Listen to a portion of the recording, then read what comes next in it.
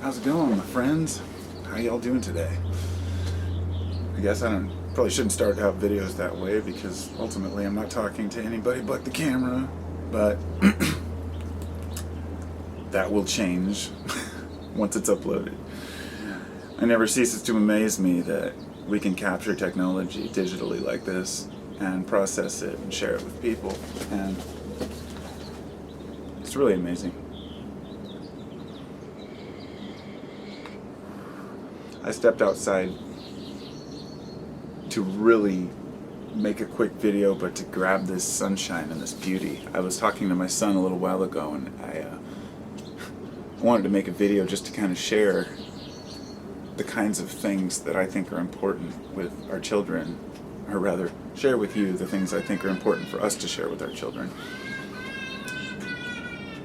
Speaking of which, I hear one laughing right now. My 3-year-old's in there watching this crazy show.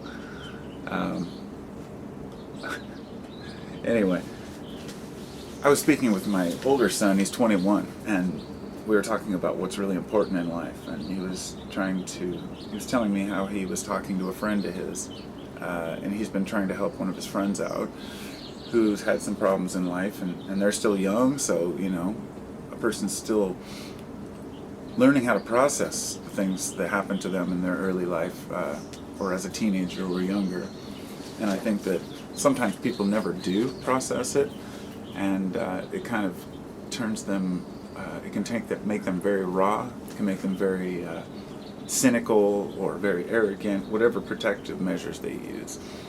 Everybody has not only a mask, but defensive mechanisms that we use in our lives.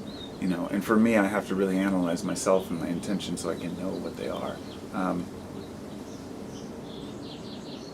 I think I tend to use, because I'm trying to think of some of the things that I've done. I guess knowledge for me is kind of a defensive mechanism. So feeling if I know more about a subject, I feel more confident in it, and then I don't feel so lost. But it's not a defense against people, it's a defense against feeling discomfort, and that's what I mean. Some of us create religions or ideas, or invent theories or whatever works for us to make us feel like we're contented and that we're complete. But my son, it's just awesome to hear him speak about how he wants to help his friends, and I was trying to explain to him that you can't just make somebody understand the things that you understand, because we'll never be the same as another person. We'll never see through their eyes. But more importantly, that we shouldn't have any purpose in doing that. We shouldn't have a reason to push our views on other people.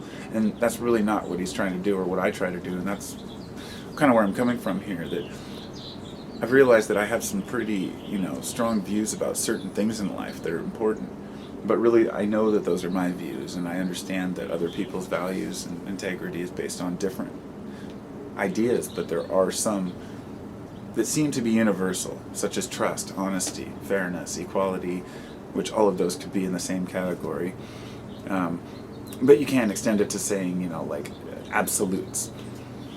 I think that the one thing that dooms a person is absolutes. And what I mean by that is a person, I could use Alcoholics Anonymous as a perfect example. People who go into AA who say, I will never have a drink again. That's a good effort and noble idea, but when you look at the big picture, you realize that you are creating an absolute for yourself. And this is why I have met people who drank for 1 year and they've been in AA for 20 years, because that becomes their coping mechanism, their defense against wanting to drink again, which at a certain point, you have to realize that the addictions are just carried on into other parts of our lives, where I've been to AA meetings, court required, a bunch of them, and everybody was smoking and drinking coffee. It's just the thing to do. And I was like, well, where do you draw the line between drugs? But I understand some of these people had serious problems, and that's how they cope. So my point here being that each person has their own way of coping and their own things that work for them, and our own shortcomings to work on. But when we create absolutes for ourselves, we set ourselves up for failure a lot. Another version of an absolute would be that a person says, I will believe this forever. So, for example, I've said a lot of absolutes. I'd say, I'll never believe in, I'll never be a Christian, let's say. And for me to say that wouldn't be fair, because who knows what might happen?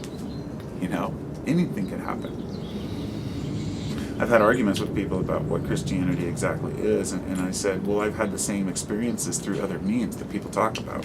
I've had this Christ consciousness awareness. So my belief is that I probably don't need to become a Christian, but it doesn't mean I might not believe in Christ, see, in a different context. So, not Christ as a person, but an idea. A person, too, but the idea that everyone can be that Christ consciousness. And tomorrow I may change that. I might find something to counter what I've realized and discovered. And that's the thing, is to be as open as possible. That's why talking with my son is really awesome, because he's only 21, but me at 21, I was a lot more arrogant than he is. And I didn't have anybody to teach me. And it wasn't until I was older I realized, that my father dying when I was 15 kind of really set the stage for me being very stubborn and overbearing, because I wanted to, I was my own father figure, okay? I had no idols. I had no interest in sports. I had no interest in media or television or brand names or any of these particular things. I was trying to find my place, and I didn't have the internet to go find like-minded people, so I had to seek out anybody who may have had similar ideas. And I met a lot of cool people. And it's just an amazing life. Who we turn into and why we turn into it. Them. The people that we become and the reasons for it.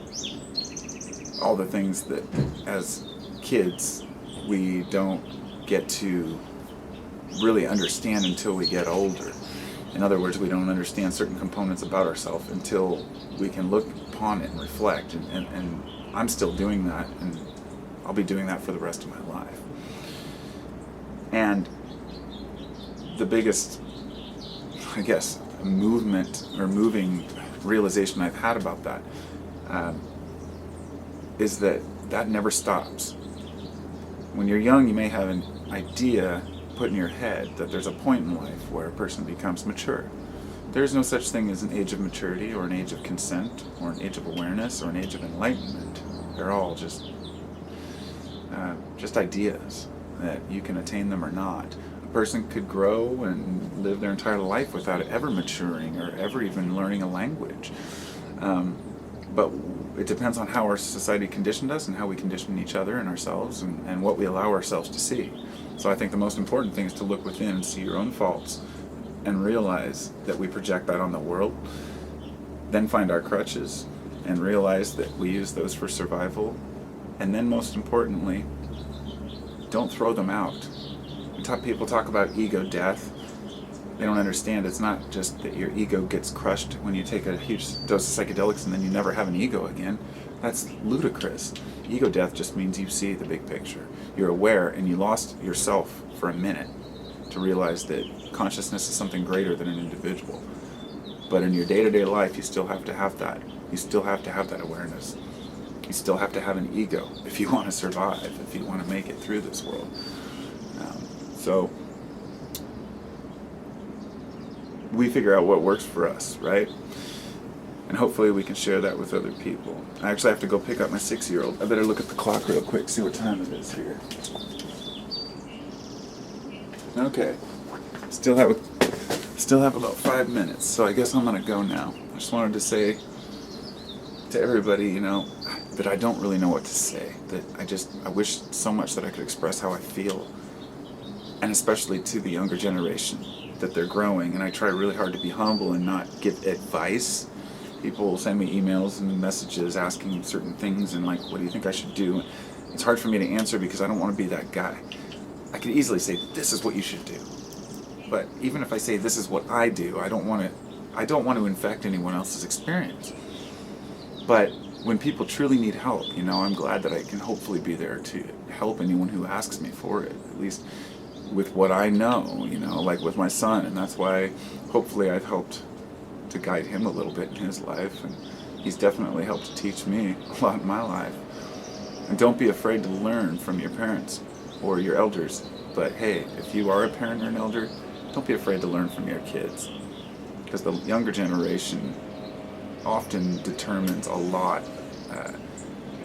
You can't judge them by the silly things they do. Just realize that we all do silly things. You're not any more mature. You may be more, I guess, more mature, but not.